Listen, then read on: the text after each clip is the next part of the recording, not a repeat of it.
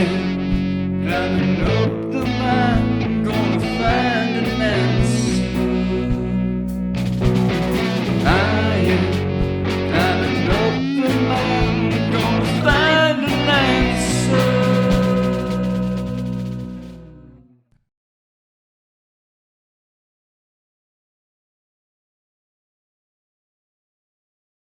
We're here with Meg Shiffler from the San Francisco Arts Commission. Hello, Meg. Hi, S.O.U.L TV. Thank you. Love it. So Meg has curated, put together, and brought forth this exhibition of all these wonderful photos from 1967, the year of Summer of Love. That's right. This is an exhibition, all of one photographer's work. So we call this show Jim Marshall's 1967. It's not meant to be like a comprehensive look at everything that happened that year, just what he was shooting through his lens. And so, yeah, you can go chronologically from January all the way through to December and see what Jim was looking at and what he was shooting that year.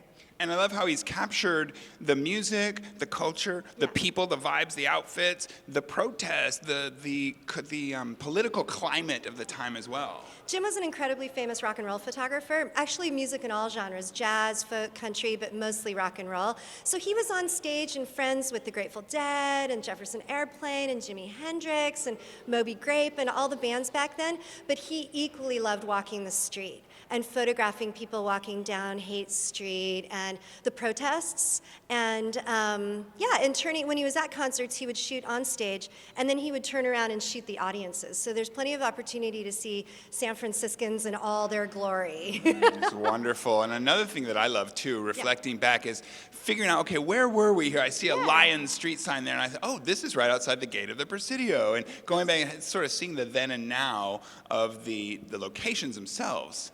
And then what's even more interesting is seeing the then and now of, here's a peaceful protest. They're holding out peace signs, and there's military police there intervening. And if we just pan over to this next shot right here, this thing is beautiful. It's amazing. It's a motorcade. It's this motorcade of cops on bikes.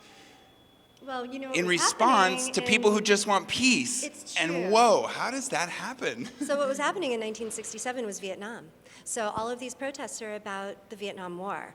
And it not only, it was not only the hippies protesting, it was, across demographics in the United States and in San Francisco, people protesting the Vietnam War. And that's what you're seeing here in the protest photos. Why did they protest the Vietnam War? Why were they against war?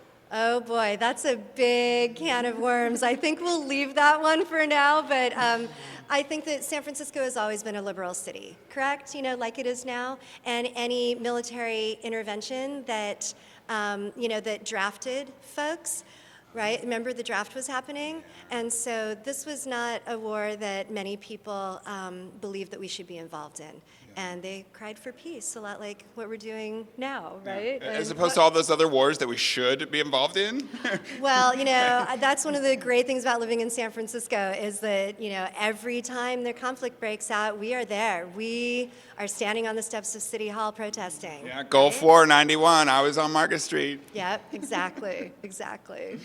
So, Afghanistan, Iraq, if we look at the conflicts that we're involved in now, the wars that we're involved in now, peace protests all the time. That's one of the important things about having this exhibition in City Hall, is that it's not just about rock and roll, but it's about the times. It's about 1967, and it was a lot of upheaval here in San Francisco. And there were lots of people just wanted peace and love, but it was a complicated time. It wasn't that easy, right?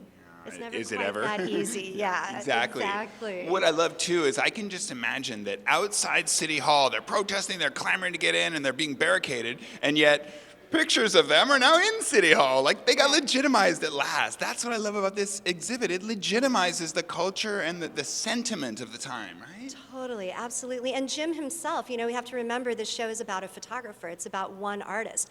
And he was a complicated character. He drove fast. He liked his liquor. He liked guns. He liked rock and roll. He was a dude, right? And a rock and roll guy. And musicians loved him. But he was able to slip and slide between the hippies and the Black Panthers and the academics on campus campus, and Angels Hell's in there, Angels, yeah, and he was just the type of character that everyone had a certain amount of respect for because he was a killer photographer. He had access to situations that nobody else had access to at that time. So for me as a curator, that's the key point, that you get to see like behind the scenes, in the studios, in the apartments, on the streets, up close. You're obviously extremely passionate about this exhibit, Meg, and we love that and we appreciate it so much. So for you, aside from the colorful tie-dyed culture of the time and the cool rock stars and their sunglasses and everything, their middle fingers on the washboards and stuff, why is this exhibit important? Well, I think we are celebrating the Summer of Love. You know, we're one of over 20 institutions in the Bay Area that are going to celebrate this time.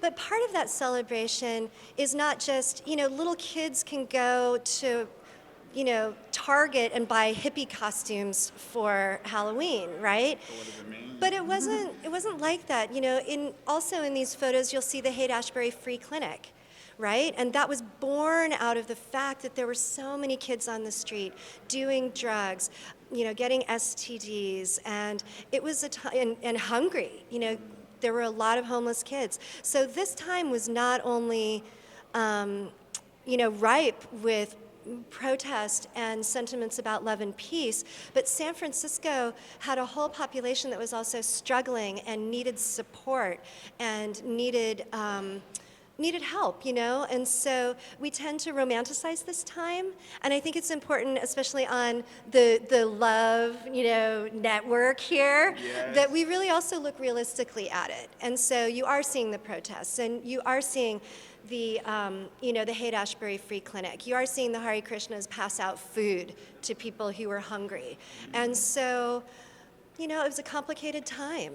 Any diggers Yeah. around here too, with their Diggers, free too. store and everything? Yeah, there's a couple digger shots, and you know, the whole exhibition starts in January 1 with the Hells Angels Thank You to the Diggers concert on New Year's Day in 1967. So, yeah. Wasn't even aware of it. Yeah. That's why we come here. There we go. There we go. Well, it's palpable to feel the love in the imagery, it's being taken back to that time, and I get the feeling like, oh God, I wish I was there. That looks so unifying and so life-affirming, such communion.